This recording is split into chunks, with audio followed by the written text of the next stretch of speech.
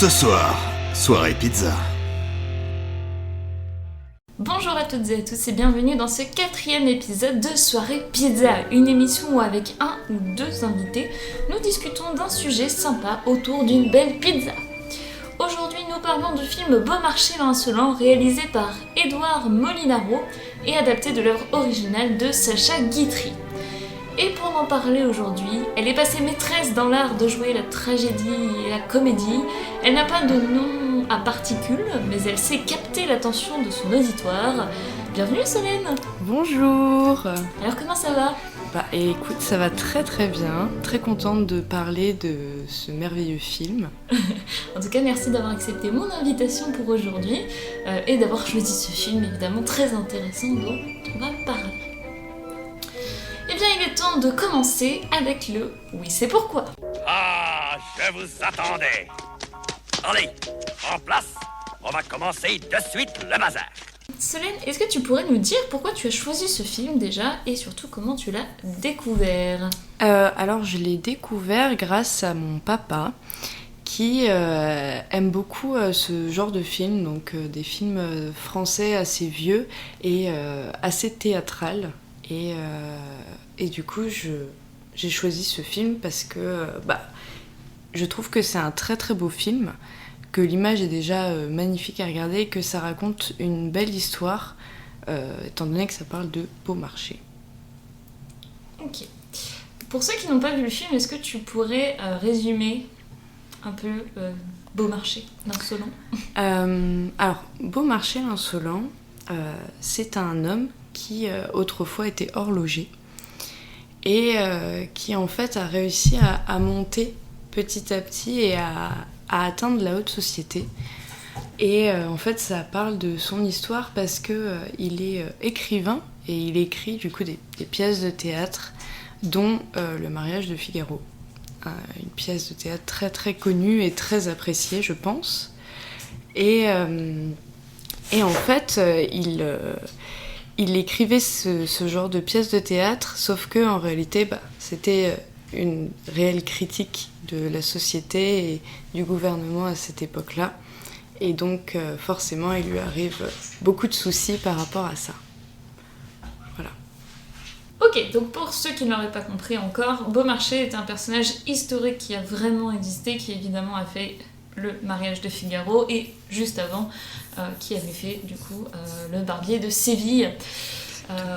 Il a fait d'autres pièces beaucoup moins connues après et il a vécu sous Louis XV et Louis XVI. Ce film il est sorti en 1996, donc t'as raison de dire que c'est un film qui commence à être assez vieux, même si pas tant que ça, hein, quand même, il a que 26 ans. Et on a des super acteurs dans ce film, hein. Évidemment celui qui joue Beaumarchais, c'est Fabrice Lucchini. Et on a, pour mon plus grand étonnement, parce que j'avais complètement oublié qu'il y avait ces acteurs là-dedans, on a, j'oublie son prénom à chaque fois, Garcia qui joue dedans. On a Alain Chabat également qui fait une petite apparition. Et on a de très très bonnes actrices également. Donc c'est vraiment un film qui est assez agréable à voir, il n'est pas très pompeux. Contrairement à d'autres films qui pourraient être... Les films historiques, on a tendance à dire que c'est assez chiant à regarder. Mais celui-là, il est vraiment très drôle. Et surtout, il est passionnant, je trouve. Et il a une énergie assez incroyable. Bien. Alors, maintenant qu'on en sait un petit peu plus sur ce film, et surtout de ce que tu en as pensé et comment tu l'as découvert, il est temps de passer à la dégustation. Votre attention, s'il vous plaît. Que le banquet commence. Alors, déjà premièrement, je vais te demander quels ou quels sont tes personnages préférés. Pour commencer, bien évidemment, Beaumarchais. Pourquoi ? Parce que, en fait, il est très bien incarné, en fait, je trouve, par Fabrice Lucchini, qui est un grand orateur. Et en fait, à chaque fois que juste il ouvre la bouche, c'est toujours très théâtral, c'est directement, en fait, il met une présence dans la pièce que je trouve incroyable. Et puis par la suite, je pense Monsieur Gudin aussi, j'aime beaucoup Monsieur Gudin. Parce que malgré tout, il reste toujours fidèle à Beaumarchais. Peu importe ce qui se passe, et il est passionné de théâtre et du travail de Beaumarchais. Donc voilà, pour l'instant, je pense que je dirais que ce sont mes 2 personnages préférés. Ok, Beaumarchais et Gudin, très bon choix. Justement, tu parles de Monsieur Gudin qui est très dévoué à Beaumarchais, selon tes mots. Moi, ça me pose une petite question. Quand j'ai vu le film, je me suis demandé, parce que Monsieur Gudin, c'est de base un jeune homme qui écrit pour Voltaire, et qui est envoyé du coup à Beaumarchais pour lui faire lire ses poèmes et avoir son avis. Finalement, il finit par être enrôlé par Beaumarchais pour travailler pour lui. Et en fait, Monsieur Gudin, il est quand même très impressionné par Beaumarchais. Mais j'ai l'impression qu'il est plus dévoué au talent de Beaumarchais pour l'écriture théâtrale et son talent d'orateur aussi, que pour la personne de Beaumarchais en lui-même. Parce que quand Beaumarchais, à un moment, est passionné à l'idée d'aider les Américains et de leur fournir des armes et compagnie, là, Gudin se désolidarise énormément de Beaumarchais et il reste focus sur la pièce. Oui, mais de Séville. Mais je pense que en fait, je pense que justement c'est un bon choix parce que il préfère justement, en fait, il est présent pour lui rappeler que en réalité, ce n'est pas réellement un homme d'affaires. Ça a été un grand homme d'affaires, mais il est beaucoup plus apprécié, beaucoup plus aimé grâce à ses pièces, et lui aussi préfère, je pense, écrire plutôt que de devoir marchander et créer des alliances. Et donc je pense que Gudin est parfait pour ce rôle-là parce que il reste quand même présent pour lui rappeler que sa passion est réellement ce qu'il aime écrire. Ce qu'il aime, c'est écrire justement, et je pense que c'est nécessaire pour Beaumarchais de ne pas perdre le fil. Alors c'est intéressant ce que tu dis parce que d'après toi, Beaumarchais, il a plus de talent dans l'écriture et c'est sa réelle passion d'écrire des pièces de théâtre. Mais c'est pas tout à fait ce qui est dit justement dans cette œuvre, parce que Beaumarchais, on va reparler un peu de sa façon d'aborder le théâtre, qui est assez particulière. Mais Beaumarchais dit plusieurs fois que les affaires politiques, c'est quelque chose qui le passionne également.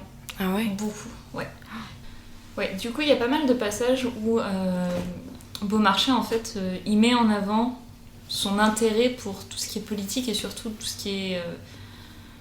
on va en reparler aussi après, mais Beaumarchais, c'est aussi les prémices de la Révolution française. Et il a énormément d'actions qu'il fait pour justement défendre le peuple pour certains moments, d'autres peut-être un peu plus pour son ego, mais en tout cas c'est un fervent défenseur de la liberté, des droits de l'homme, et son intérêt pour les Américains est très important quand même. Donc la moitié du film c'est quand même Beaumarchais en politique plus qu'au théâtre, et d'ailleurs c'est parce que Monsieur Gudin lui rappelle qu'il faut qu'il écrive sa pièce de théâtre, parce qu'il l'a promis, que il va quand même devoir demander à un mourant de rappeler à Beaumarchais sa promesse d'écrire cette pièce de théâtre pour que Beaumarchais l'écrive.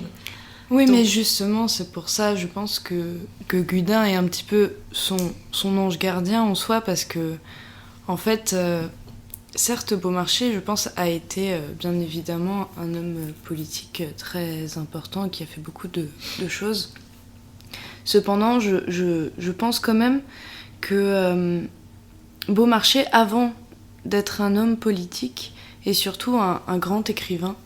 Et en fait, les gens ont beaucoup apprécié ces pièces parce qu'elles racontaient vraiment une histoire magnifique avec beaucoup de comiques comme de drames. Et je pense que peu de personnes peuvent écrire des pièces pareilles. Donc forcément, j'ai tendance à penser que Beaumarchais préfère écrire des pièces plutôt que d'être un homme politique. Oui, et après là c'est un peu ton sentiment par rapport à la pièce Oui. finalement. En Oui. fait, c'est toi qui aimes bien les pièces de marché plus que la politique qu'il a faite en fait. Oui, mais complètement. l'un et l'autre ne sont pas incompatibles. Beaumarchais a bien fait les deux. Mais du coup, ce qui est assez curieux, et on va venir sur ce point tout de suite, c'est le rapport qu'a Beaumarchais au théâtre. Parce qu'effectivement, c'est un dramaturge de talent, hein, il écrit extrêmement bien. D'ailleurs, il le dit en général qu'il écrit encore mieux quand il est en prison. Parce qu'on Oui. va pas se mentir que les pièces de théâtre de Beaumarchais, surtout Barbier de Séville et Le mariage de Figaro, vont être extrêmement censurés, ils vont être interdits, et Beaumarchais va être emprisonné plusieurs fois pour justement ces pièces de théâtre-là, qui restent quand même des critiques de la noblesse, de la royauté et de toute la caste privilégiée à cette époque. Et en fait, il s'avère qu'il y a plein de passages où quand il y a les premières d'une nouvelle pièce de Beaumarchais, par exemple la première du Barbier de Séville, la première du mariage de Figaro aussi, Beaumarchais est quand même assez lâche, puisque avant même le début de la pièce, il quitte le théâtre. Parce qu'il ne veut pas voir la réaction. En fait, c'est assez curieux, je sais pas ce que t'en penses toi, mais c'est comme s'il avait peur. C'est pas une personne qui craint la critique, la prison, parce qu'il en a fait plein de fois. Ça le dérange pas de pas être aimé par tout ce qui est noblesse et compagnie. Mais par contre, le regard du peuple vis-à-vis de sa pièce de théâtre, c'est quelque chose qui a l'air de le terrifier. Complètement. À ton avis, pourquoi ? Je pense que en fait, justement, il met une énorme importance à ces pièces et ce sont en fait en quelque sorte ces bébés qu'il fait grandir petit à petit. Et donc, je pense qu'en fait, il est beaucoup plus proche du peuple, étant donné que ça a été également justement un révolutionnaire. Et la révolution, c'est après, hein. Pour l'instant, oui, on oui, peut pas oui, je sais. qualifier de Oui, révolutionnaire. je sais, mais justement, en fait, il a toujours été en fait en réalité du côté du peuple, même s'il a réussi à atteindre certains grades de la haute société. Malheureusement, enfin, je pense quand même que le regard du peuple est plus important et c'est plus le rire des gens, en fait. Je pense que c'est un petit peu pour se prouver à lui-même s'il est encore capable ou si ce qu'il fait c'est bien. C'est comme essayer de voir au travers des gens, de se voir d'une autre façon et la meilleure qui soit, je pense. Ok, du coup, ce serait une peur de voir si son talent a encore de la valeur ou pas. Exactement. Ok. Petite question un peu classique, mais en même temps qui peut être extrêmement profonde. À ton avis, le titre du film, Beaumarchais l'insolent, est-ce qu'il est juste ? Est-ce que Beaumarchais est vraiment insolent ? Il est totalement juste. Je trouve que Beaumarchais a une insolence incroyable. Et honnêtement, je pense qu'aucun autre mot aurait pu mieux le définir. Ok, mais est-ce que tu as des exemples de son insolence ? Parce que tu me dis que tu me dis qu'il n'y a pas d'autres mots qui pourraient le définir que l'insolence, oui. Mais étoffer un petit peu.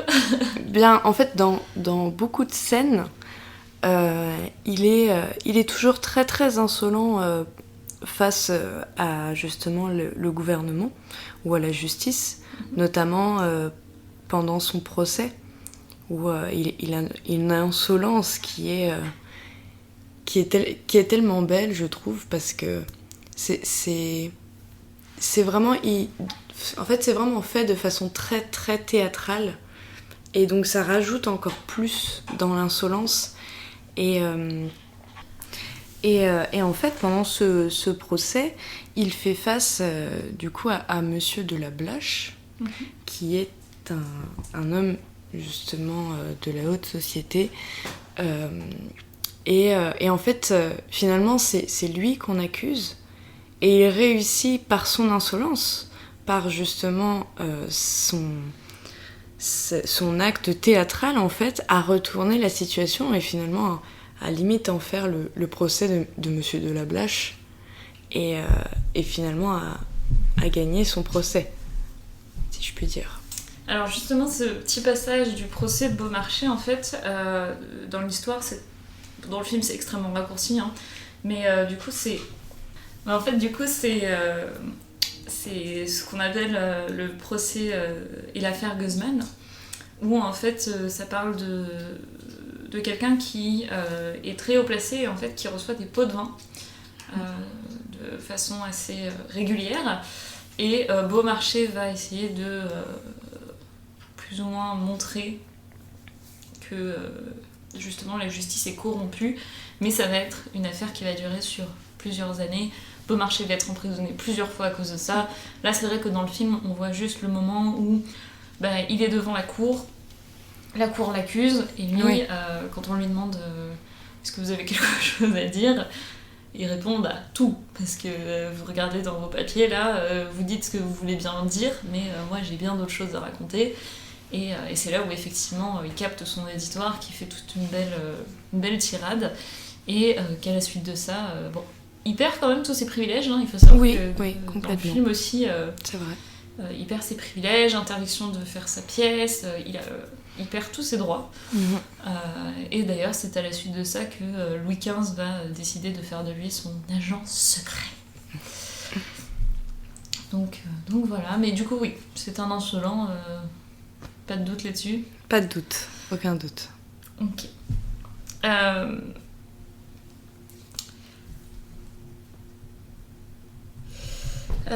Un personnage dont on n'a pas encore parlé, c'est Marie-Thérèse. Je sais pas si tu te rappelles de qui est Marie-Thérèse. Si, tout à fait. Marie-Thérèse qui souhaite devenir sa femme, mais sans vraiment se marier avec Beaumarchais. Elle est sa compagne, voilà. Oui, clairement. Parce qu'il faut savoir que Marie-Thérèse, c'est la compagne de Beaumarchais, mais elle lui demande surtout pas le mariage, puisque les deux femmes de Beaumarchais précédentes sont décédées de façon mystérieuse, entre guillemets. Donc voilà, il y a une rumeur qui prétend qu'il aurait tué ses deux premières femmes, donc elle veut pas l'épouser. Mais c'est un personnage féminin qui est quand même assez fort et assez spécial, parce qu'elle va quand même avoir une vie complexe. Est-ce que tu pourrais un peu nous parler de ce personnage, de toi, ce qu'elle t'a fait ressentir, de tout ça? Marie-Thérèse, en fait, j'aime beaucoup son personnage parce que, déjà pour commencer, c'est une femme qui a été montrée très forte, très courageuse et émotionnellement forte. Parce que comme tu l'as si bien dit, elle n'a pas eu du tout une vie facile. Parce que être la compagne de Beaumarchais n'est jamais simple. Pourquoi ? Parce que, comme son nom l'indique, Beaumarchais en fait est un insolent pur et dur, mais aussi également très égoïste. Et donc il pense avant tout à ses affaires, à ses projets, et en réalité, je pense, si je puis m'exprimer ainsi, les femmes sont en second plan pour lui. Enfin, passe après le... Je suis pas d'accord, parce que...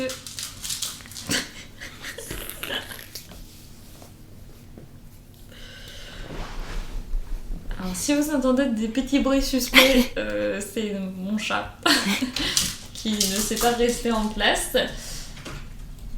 Ça suffit.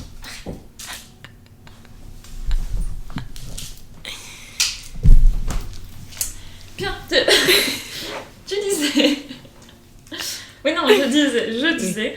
Je suis pas du tout d'accord avec ça, parce que Beaumarchais, il y a une phrase qui est je connais bien les femmes puisque pour mon art, je les étudie. Je les ai beaucoup étudiées pour le théâtre. Tout à fait. Et en plus, on se rend compte que quand même Beaumarchais, il est très volage. C'est quand même quelqu'un qui, que ce soit dans sa troupe d'acteurs, que ce soit même parmi les copines, on va dire, les compagnes d'autres personnages. D'ailleurs, on a le début avec le duc de Chaulnes. Oui, tout à fait. Bon, on comprend que Beaumarchais, il a été il a été sympathisé Oui. avec la copine du duc de Chaulnes. Il y a plein de moments où, et même avec Marie-Thérèse, où Marie-Thérèse, elle a un enfant de Beaumarchais, ils vivent ensemble depuis longtemps, et ils découchent. Oui, Et justement. on voit qu'il est avec d'autres femmes. C'est ce que je dis, c'est que justement, en fait, je pense qu'il prend son travail beaucoup plus au sérieux que ses relations justement avec les femmes. Et en fait, justement, oui, c'est un homme qui est très volage. Mais en fait, justement, c'est ça qui est quand même terrible, parce que du coup, Marie-Thérèse est au milieu de tout ça. Et elle ne peut rien faire, parce que c'est un homme qu'elle aime. Et comme dit Monsieur Gudin, il faut l'aimer comme il est, malheureusement. Et donc, je pense que Marie-Thérèse a dû pas mal souffrir. Ouais, mais elle se venge un peu. Hein. Enfin, Oui, c'est pour ça que... Elle lui rend la monnaie de sa pièce d'une certaine façon. Exactement, avec une grande élégance, je trouve. Est-ce que tu te rappelles comment ? Vas-y. Alors oui, tout à fait. Ça se passe en 2 scènes, on va dire. Où la première scène, c'est, comme tu le disais tout à l'heure, c'est la scène où Marie-Thérèse, du coup, a déjà eu un enfant de Beaumarchais, où c'est une famille heureuse, si je puis m'exprimer ainsi. Et où, en fait, on voit Beaumarchais qui quitte une jeune demoiselle, juste...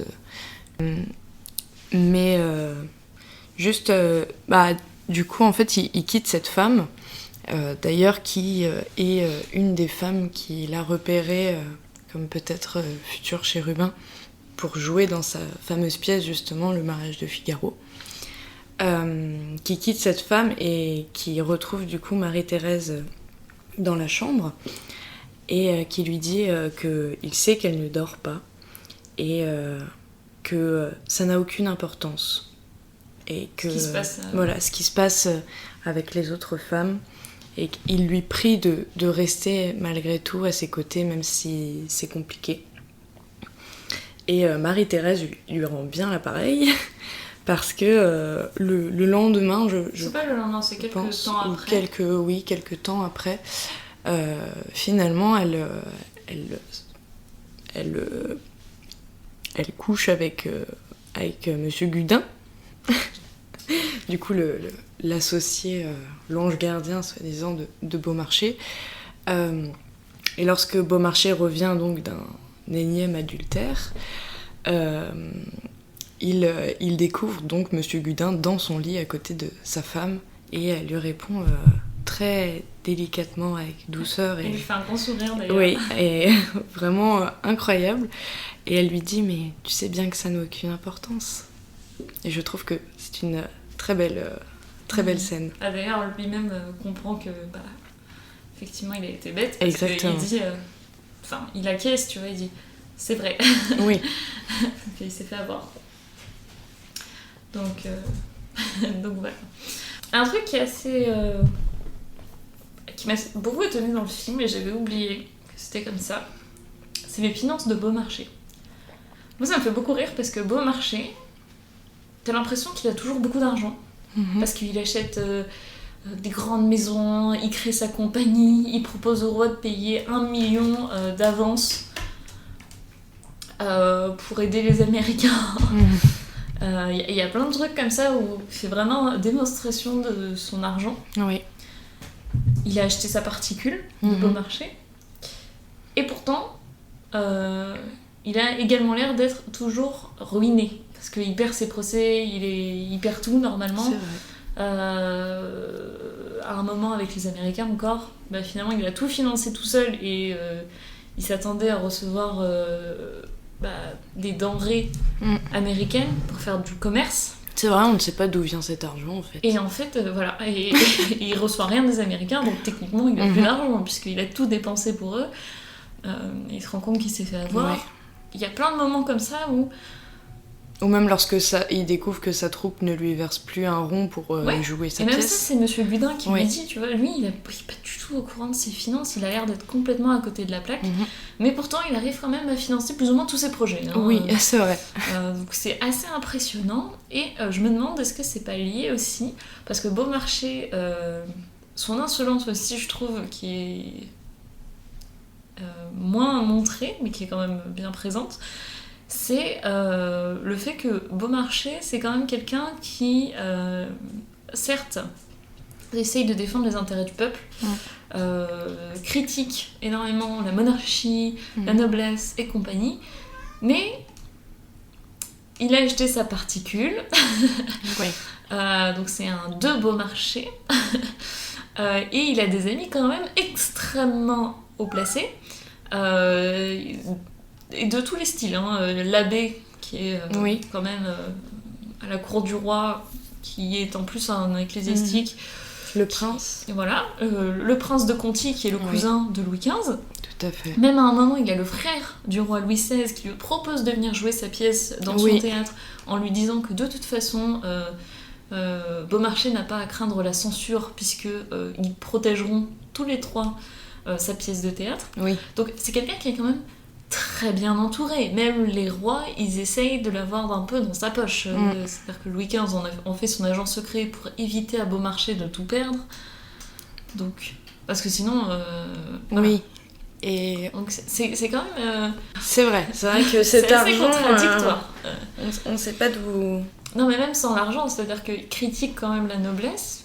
Oui. Certains l'entendent, comme le prince de Conti qui même le remercie à un moment de l'avoir condamné pour avoir détruit le mur d'un paysan. Mais je pense qu'en fait, c'est la vie de Beaumarchais, en fait, je pense qu'il voit sa vie un petit peu comme un jeu. C'est-à-dire que il fait des alliances, justement, il s'est approché de plus en plus de la noblesse, etc. Donc maintenant, ce qui fait qu'il a des amis proches qui font partie de cette noblesse ou de gouvernement. Mais je ne pense pas pour autant que ça veut dire qu'il est d'accord avec ce que la noblesse décide ou ce que la noblesse fait. Je pense que s'il est ami avec autant de personnes haut placées, je pense que c'est en partie pour l'arranger aussi, pour l'aider lorsqu'il est en détresse, comme par exemple lorsqu'il est incarcéré et qu'il demande à une de ses nombreuses compagnes d'aller séduire justement je sais plus comment. le ministre des polices. Exactement. Pour le faire sortir, voilà. Pour le faire sortir. Qui lui aussi va devenir un de ses amis finalement. Mais justement, je trouve que c'est quand même... Justement, l'insolence, elle est là. Du fait de critiquer tout en étant très protégé, très favorisé quand même. C'est vrai. Et c'est ça qui est assez insolent pour ma part. Parce que bon, ok, qu'il fasse de grandes tirades au tribunal, qu'il critique les rois, les princes... Et toute la noblesse dans ses pièces de théâtre ouvertement ou de façon quelque peu déguisée, ça je peux le comprendre. Mais je trouve que l'insolence la plus absolue, c'est quand même de critiquer tout en étant extrêmement protégé. Oui. Enfin, protégé. Bien, je pense que c'est donc prison, pour ça oui, aussi que du coup il se rapproche de ces gens-là. C'est pour pouvoir essayer de faire passer, parce qu'à l'époque, comme tu le disais, la censure, elle était... Mais la censure n'a rien... Enfin... Elle était très présente, et donc du coup, je pense que de s'entourer de la famille, enfin, pas la famille royale, mais de la noblesse, je pense que c'est aussi un petit peu sa carte à jouer pour avoir des alliés dans le camp justement qu'il va critiquer. Je suis d'accord. Après, ce qui est assez étonnant dans le film, faudrait voir d'un point de vue historique, c'est qu'on a l'impression qu'en fait, ces alliés-là, c'est pas lui qui les a choisis vraiment. C'est les gens qui viennent vers lui plutôt. Par exemple, le prince de Conti, qui le remercie de l'avoir condamné lui, c'est à partir de ce moment-là qu'il rentre dans sa vie. Mais avant, c'est pas... Ouais. Voilà. Même chose pour l'abbé qui du coup est un ami du prince de Conti et qui va du coup protéger Beaumarchais. Le de Sartine, c'est parce que du coup on va pas se mentir que Beaumarchais il est quand même très très souvent en prison, hein. Ouais. D'ailleurs même lui il le dit, je travaille mieux quand je suis en prison. C'est pas le cas pour beaucoup de monde, hein. Quand tu te fais en général embastiller ou arrêter, la prison c'est pas une partie de plaisir. Pour Oui. Beaumarchais il a même des sortes de passe-droits, puisqu'il peut faire venir ses conquêtes pour copuler dans la cellule sans problème, hein. Ouais. Et du coup c'est quand même très light, je trouve. Mais d'un autre côté, est-ce que ça vient vraiment de lui, ou c'est plus peut-être les autres qui se rapprochent de lui d'un point de vue stratégique, ou juste par plaisir, en mode nous on a beau marcher dans nos amis, et du coup c'est un peu grâce à nous que Je ça pense existe. Je pense que c'est également, enfin bien évidemment, ça vient des deux côtés. Donc je pense que justement les gens qui essayent de se rapprocher de Beaumarchais, je pense que ils ont aussi peur de Beaumarchais. Parce que Beaumarchais, justement, c'est un homme qui n'a pas sa langue dans sa poche et qui n'hésitera pas à dire les termes et à dire les choses telles qu'elles sont, peu importe qui est offensé. Même, on peut le voir à la fin lorsqu'il sort finalement le mariage de Figaro, où il raconte, où il dit il n'y a que les petits hommes qui redoutent les petits écrits. Et en fait, il parle du roi à ce moment-là, donc il n'a peur vraiment de rien. Et donc je pense que les Sartines ou le prince de Conti, enfin ces gens-là, je pense que eux aussi ont un avantage à se rapprocher de Beaumarchais pour éviter, je pense, qu'il y ait scandale ou qu'ils puissent écrire sur eux. Du coup ce serait une sorte de double intérêt. Exactement. Je pense que ça arrangerait les deux parties, et puis je pense qu'à cette époque-là, c'était souvent c'était on s'arrange tous les deux, et puis c'était pas forcément une grande amitié. Même si au fur et à mesure du temps, ils ont fini par devenir importants les uns pour les autres, je pense que, enfin surtout le prince de Conti et l'abbé avec Beaumarchais. Cependant, je pense qu'il y a toujours un intérêt à avoir derrière, venant des deux parties. Du coup, tout à l'heure, on en parlait un petit peu par rapport justement au fait que les comédiens ne payaient pas Oui. Beaumarchais, alors que les représentations du Barbier de Séville continuaient à s'accumuler. Et en fait, Beaumarchais va réclamer ses droits d'auteur, puisque c'est quand même son travail, son œuvre qui se joue. Chose qui à l'époque se faisait pas, puisque quand une pièce ne marchait pas très très bien, au bout de 2 jours elle appartenait au comédien. Et Beaumarchais en fait va être un des premiers à faire passer une loi pour les droits d'auteur. Et c'est peut-être grâce à lui qu'aujourd'hui maintenant tous ceux qui sortent des best-sellers, des livres et compagnie réussissent à en vivre. Parce qu'à l'époque je sais pas trop comment ça se passait exactement, mais visiblement quand t'écrivais une pièce pendant des années, tu touchais pas vraiment beaucoup, hein. Donc voilà. Assez intéressant aussi, au niveau de la censure, on a une scène où Beaumarchais fait passer en fait son mariage de Figaro, donc la suite du Barbier de Séville, devant la censure. Donc on voit déjà que ça dure extrêmement longtemps, puisque Beaumarchais fait une lecture. Oui. Et lire une pièce de théâtre à voix haute. Oui. Déjà, c'est pas fou, parce qu'on va pas se mentir que les intonations n'y sont pas. D'autant plus que dans le mariage de Figaro, il y a des passages chantés. Oui. Et il le fait devant une assistance. Alors, c'est là où je reviens sur ce que tu disais tout à l'heure par rapport à la censure. En fait, ce qui m'a un peu étonnée dans le film, c'est que le prince de Conti, l'abbé et le frère du roi Louis XVI explique à Beaumarchais qu'il pourra compter sur eux pour que son mariage de Figaro passe la censure. Cependant, quand tu regardes le public en fait qui est présent pour la censure, tu te rends compte qu'en fait ce sont principalement des érudits, des personnes qui... On a Monsieur Desfontaines, on a celle qui représente Marie-Antoinette, qui est en fait une artiste peintre extrêmement connue à cette époque-là. On n'a que des artistes et des hommes, femmes de lettres. Oui. Donc finalement, en fait, cette protection de la censure, elle n'existe pas. Après, C'est très illusoire. alors pour défendre le prince de Conti, il est mort. Hein. Oui, il à ce était moment-là. mort. Mais ce que je veux dire, c'est que Mais oui, tout à fait. pseudo-protection, en tout cas pour son œuvre, Tout à n'existe fait. pas réellement, finalement. Oui. Puisque ce ne sont pas eux qui ont le dernier mot dessus. Non, mais ce sont des bons alliés parce que justement, en fait, la censure, après, va sûrement du coup en parler à ses... Mais en fait, la censure décide, elle acte. D'ailleurs, on voit que Louis XVI n'est pas au courant au début. Oui. Marie-Antoinette lui fait la lecture du mariage de Figaro Oui, oui, en il même le temps découvre. que la représentation, Oui. que la première représentation du mariage de Figaro a lieu. Et finalement, c'est à ce moment-là que Louis XVI se rend compte qu'en fait, cette pièce attaque sa personne et décide d'interdire la pièce et d'emprisonner à nouveau Beaumarchais. Fait intéressant, Marie-Antoinette n'a jamais trouvé cette pièce agressive envers la personne du roi. Elle a toujours plus ou moins défendu la pièce. D'ailleurs, on voit quand elle fait la lecture, Louis XVI réagit au quart de tour quand il entend cette phrase de il n'y a que les petites personnes qui ont peur des petits écrits. Et Marie-Antoinette dit je n'aurais jamais Eu l'audace d'écrire ça. non, même pas, elle dit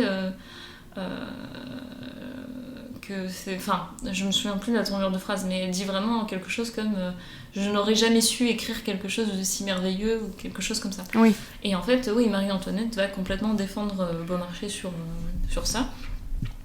Qui, d'ailleurs, ce qui est assez drôle, c'est que à la fin du film, je sais pas si tu te souviens, évidemment Beaumarchais est en prison, Oui. sous ordre de Louis XVI, et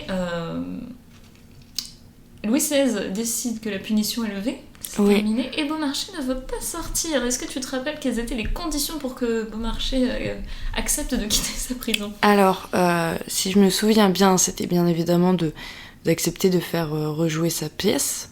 Tout à fait. Puis après, je ne sais plus. La deuxième condition, c'était que le roi et ses nobles et sa cour assistent Ah oui, représentation. tout à fait. Et d'ailleurs, c'est ce qui s'est passé, car finalement, ils ont assisté à la pièce. Oui, parce que finalement, ils ont accepté. Donc, est-ce que c'est de l'insolence ou est-ce que c'est de l'audace ? Telle est la question. Je pense que c'est un mix des deux. Un mix des deux. Dernier petit point, je pense. On n'a pas encore beaucoup parlé de Beaumarchais en tant qu'agent secret, qui pourtant est un passage de sa vie qui est assez ironique, je trouve. Oui, c'est vrai. Parce que Beaumarchais, c'est quand même ce qu'on pourrait appeler à notre époque une grande gueule. Pour un agent secret, c'est pas la meilleure des qualités. Donc, est-ce que tu peux nous resituer ce passage ? Alors, donc Beaumarchais est envoyé par le roi Louis XV en Angleterre, à Londres, pour récupérer un papier où la France, si je me souviens bien, ne parle pas très bien de l'Angleterre. Ou du roi d'Angleterre, si je ne me trompe pas. C'est clairement des plans d'invasion de la France Ah oui, ok. sur l'Angleterre. Ok. Donc, document très Du coup, compromettant. oui, voilà, document très très compromettant. Et donc le roi Louis XV envoie Beaumarchais, sous un autre nom d'ailleurs, et il lui demande quel sera donc son nom. Et le baron décide d'inverser en fait son nom de famille qui est en réalité Caron, car il s'appelle... De Beaumarchais, c'est sa partie. Voilà, Pierre-Augustin Caron. Et donc en inversant les lettres, en fait, ça nous donne Renac. Donc il part en espionnage en Angleterre sous le nom du baron de Renac. Et il va rencontrer là-bas le chevalier d'Éon. Okay. Le chevalier d'Éon, qui a été un personnage historique aussi très, très important et très intéressant, parce que c'est un chevalier où on ne savait pas, et on ne sait toujours pas, je pense, si c'était un homme ou une femme. Et donc à l'époque, bien évidemment, ce genre de débat faisait beaucoup parler. Oui et non, parce que je trouve que... Alors en tout cas dans le film, le roi lui-même explique que Beaumarchais va devoir rencontrer une personne dont le sexe n'a pas d'importance. Oui. Et ça, j'ai trouvé ça assez intéressant parce que bon, je pense que c'est surtout du point de vue de... Vu que c'est un agent secret, c'est bien qu'on en sache le moins possible sur lui. Mais tu vois, je trouve que c'était pas... Je pense que c'est un objet de curiosité. Ouais, c'est ça. De discussion. Mais pas de répulsion ou de débat religieux, tu vois. Bah, je pense que... À cette époque. Oui, en même temps, j'ai un petit peu du mal parce que je pense que lorsque le roi a dit ça, c'est parce que du coup, en fait, c'est le chevalier Déon qui se représente comme ça et qui fait passer ce message-là en disant « Mon sexe n'a pas d'importance en réalité, c'est les actions que je fais. » Et donc, je pense qu'il utilise cette phrase, donc du coup, pour définir, parce que c'est comment le chevalier Déon il a accepté que ça n'avait pas d'importance. Oui, il l'a accepté, mais honnêtement, je ne sais pas. Non, en fait, je ne sais pas réellement. À l'époque, parce que du coup, vu qu'il a réellement existé, je ne sais pas si... J'ai du mal à concevoir qu'à l'époque, c'était bien vu, justement, cette transidentité ou ce non-genre. Mais je dis qu'il y avait peut-être moins de raffus fait autour de tout ça. Ouais. Un mystère pouvait rester en mystère sans que tout le monde en fasse une question publique. D'ailleurs, on voit... tous n'étaient pas comme ça, évidemment. L'Église a un sacré panel de personnages. Mais on voit que l'abbé, en tout cas dans Beaumarchais, un petit peu libertin quand même, l'abbé. Oui. On le voit avec le duc le prince de Conti, avec des jeunes femmes en tenue légère plus d'une fois. Bon. Oui, c'est vrai. C'est pas... C'est pas très catholique, tout ça. En tout cas, c'est pas très recommandé par l'Église à cette époque-là. Oui. Voilà. Mais je trouve qu'il y a quand même une sorte de... Après, à cette époque, c'était quand même assez libertin sur certains bords. Donc, je trouve que la question se pose pas trop, finalement, de transidentité ou pas. J'espère, pour le chevalier Déon, qu'il n'a pas eu de soucis de discrimination à cette époque. J'espère surtout pour lui. À savoir. Mais en tout cas, je trouve que c'est un personnage qui était assez intéressant à rentrer dans l'histoire. Sachant qu'en plus, c'est quand même il ou elle, on va dire Yel, ça sera plus simple. Yel est décrit, avant même que Beaumarchais le rencontre, comme à la fois un extrêmement bon agent secret, mais en même temps quelqu'un d'assez perfide et de très intéressé par l'argent. Oui. Ce qu'on va découvrir assez vite après, puisque Beaumarchais est envoyé du coup à Londres pour marchander avec le chevalier Déon ses plans, en échange du retour du chevalier Déon en France et d'argent. Sauf que Louis XV va mourir entre-temps. Tout à fait. Chose que Beaumarchais ne sait pas, mais le chevalier Déon va profiter de cette occasion pour réussir à récupérer l'argent et surtout va très rapidement quitter le pays pour éviter la prison. Ou toute retombée, sachant que Yel empoche de l'argent qu'il n'est pas censé empocher puisque la transaction n'a plus lieu d'être. N'a plus lieu, oui, tout à fait. Donc assez marrant. Et évidemment, Beaumarchais se trouve à nouveau en prison. Oui, bien évidemment. Mais à Londres, cette fois. Oui. Où il va trouver une façon de se faire rapatrier en France. Plus ou moins, là encore une belle preuve d'insolence, puisqu'il va quand même marchander avec Louis XVI. Si c'est pas pour dire menacer Louis XVI. Est-ce que tu te rappelles pourquoi exactement ? Oui, en fait, en prison, il fait la rencontre d'un autre auteur qui, lui, par contre, prône le fait qu'en fait, il écrit que des mauvais écrits et que des choses infâmes. Et en fait, il lui raconte qu'il a écrit un ouvrage qui parlait de l'incapacité du roi de France. Voilà, à baiser sa femme. Oui, il emploie le mot, à baiser sa femme. Et en fait, ça lui vaut du coup justement cette incarcération à ce pauvre auteur, où il se lie du coup d'amitié avec Beaumarchais, Et Beaumarchais va trouver une idée qui va... En fait, il va faire sortir justement ces ouvrages-là. Enfin, il va les imprimer. Et, Non, ils étaient déjà imprimés. Oui. Et après, ils se font enlever par la police.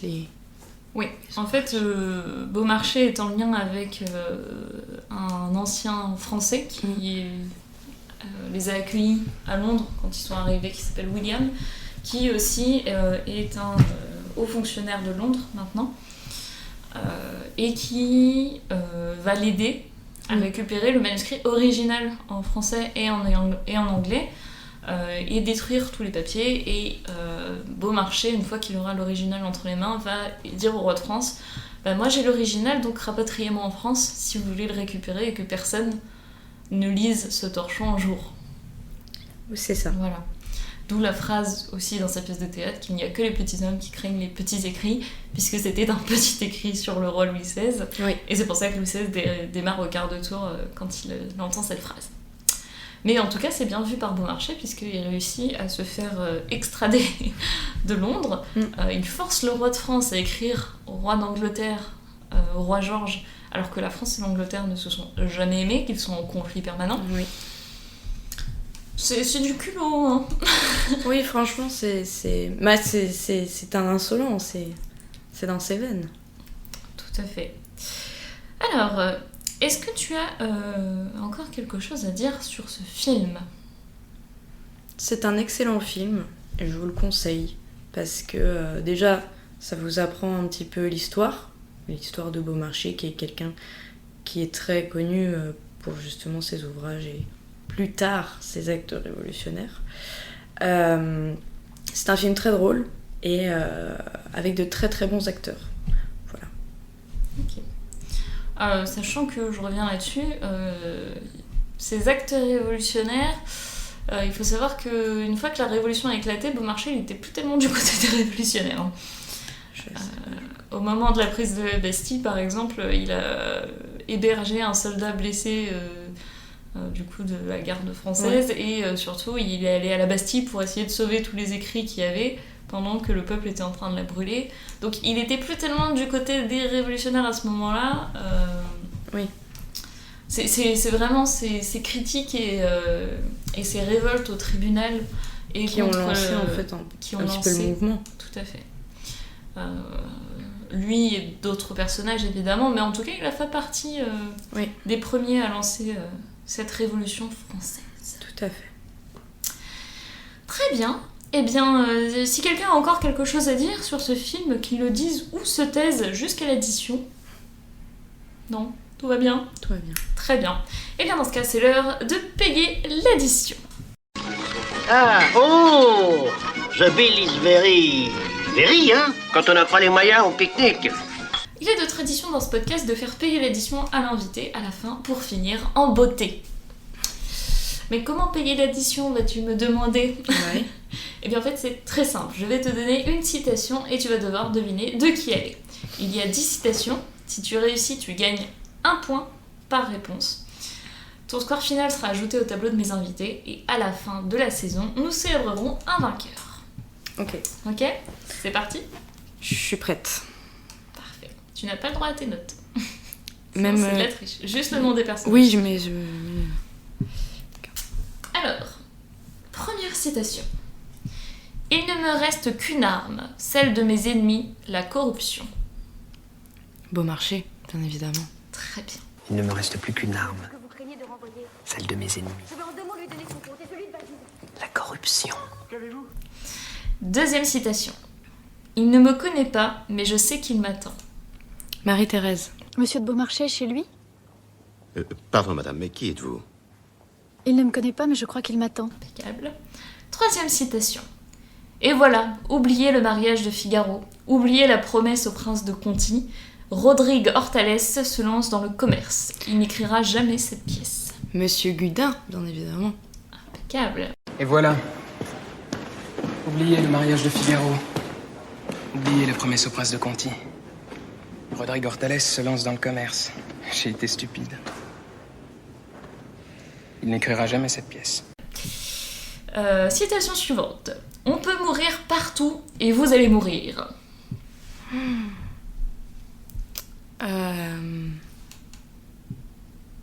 Je dirais l'abbé. Non. C'était le duc de Chaulnes. C'est au début. Ah oui, oui, bien sûr. Monsieur le lieutenant général des chasses. Monsieur le duc de Chaulnes, quel honneur. Je suis venu pour venger le mien. Monsieur Caron. Préparez-vous à mourir. Le lieu me paraît mal choisi, monsieur le duc. On peut mourir partout et vous allez mourir. Citation suivante. J'accepte à une condition. Rendez-nous Figaro. Le prince de Conti, sur son lit de mort. Exactement. On va alors accepter les sacrements. Ça ne change rien pour vous et ça fera plaisir aux gens qui vous aiment. J'accepte à une condition. Rendez-nous Figaro. Citation suivante.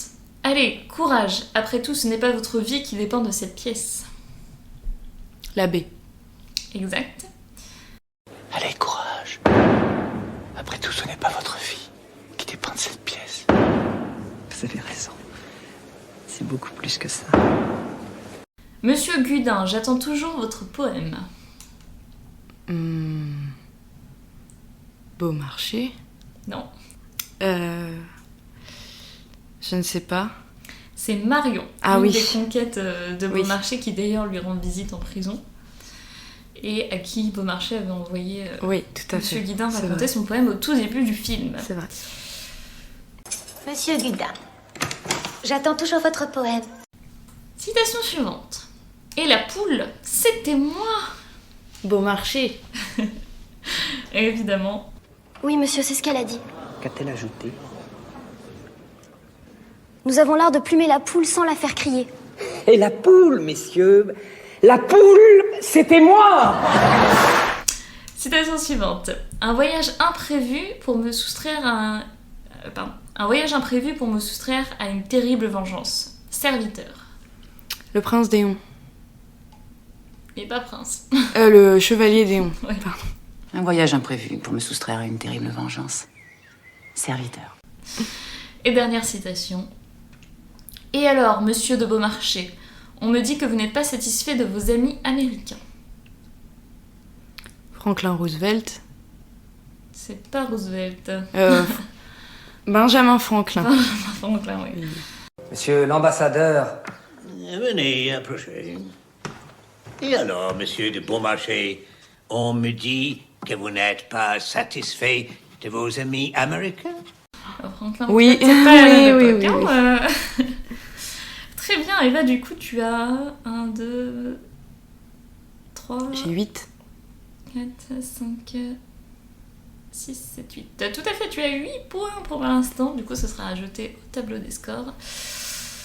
Et c'est ainsi que se termine cet épisode. Merci à toutes et à tous de nous avoir écoutés. Merci à toi, mon Merci invité, à toi. D'avoir joué le jeu jusqu'au bout. Vous pouvez soutenir l'émission en laissant un j'aime sur la plateforme d'écoute et évidemment en partageant avec vos amis et votre famille. Et on se retrouve le mois prochain avec une nouvelle invitée. À la prochaine. Bisous. Ce secret met en lumière comment le fils d'un butor, vaut souvent son pesant d'or,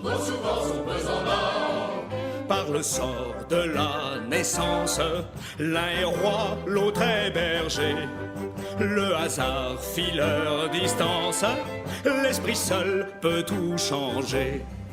Devint roi que l'on encense. Le trépas brise l'autel. Et Voltaire est immortel. Si ce gai, ce fol ouvrage renfermait quelques leçons en faveur du badinage, faites grâce à la raison. Ainsi la nature sage nous conduit dans nos désirs, à son but par les plaisirs, Or, messieurs, la comédie que l'on juge en cet instant, sauf erreur, nous peint la vie du bon peuple qui l'entend. Quand l'opprime, il peste, il crie, il s'agite en sans façon. tout finit par des chansons, tout finit par des chansons. La la la la la.